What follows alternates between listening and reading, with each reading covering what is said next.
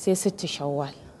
Sitti shawwal da kike magana malama shine maki sallallahu alaihi wasallam ya ce man sama ramadanan summa atbahu sittu min shawwal kana ka siyamu dahar.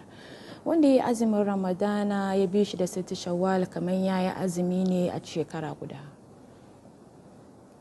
Muna da ramadana kwana 30 sai alhasanatu bi ashri amsalha. Kin ramadana su 10 zai baki wata 10, sai wa'innan kuma su zai baki mai wata kowanne 10 guda 6 zai baki wata 2, shine aka samu mai shekara guda 1. Hikima kenan kawai ta ce daga yin azumi guda 6 a bani azumin shekara, to kin ji lissafin inda aka samo shi. Ana son kin yi azumin ramadana ki bi shi da azumin sitti shawwal guda 6 ana son ki bi shi.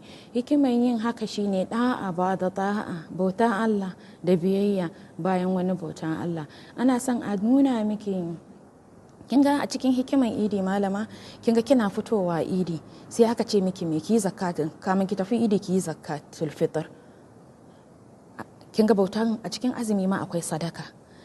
Sai kuma aka ce miki a'a kin gama idi kin je an samu unity, an taru, an haɗu da mala'u da wanda ba mala'u ba, sai kuma aka taho sai aka zo ana maganar sitti shawwal, kin fito azumi, kin shigo azumi. Ana son ki tabbatar me ki imani da Allah, ki ci gaba da mai bautar Allah kamar yadda wannan sahabin ya ce kulli fil islami qawlan la as'alhu anhu ahadan gairaka. Sai ce kul amantu billahi summa istaqim istiqama wa abudullah hatta ya atiya kalekin.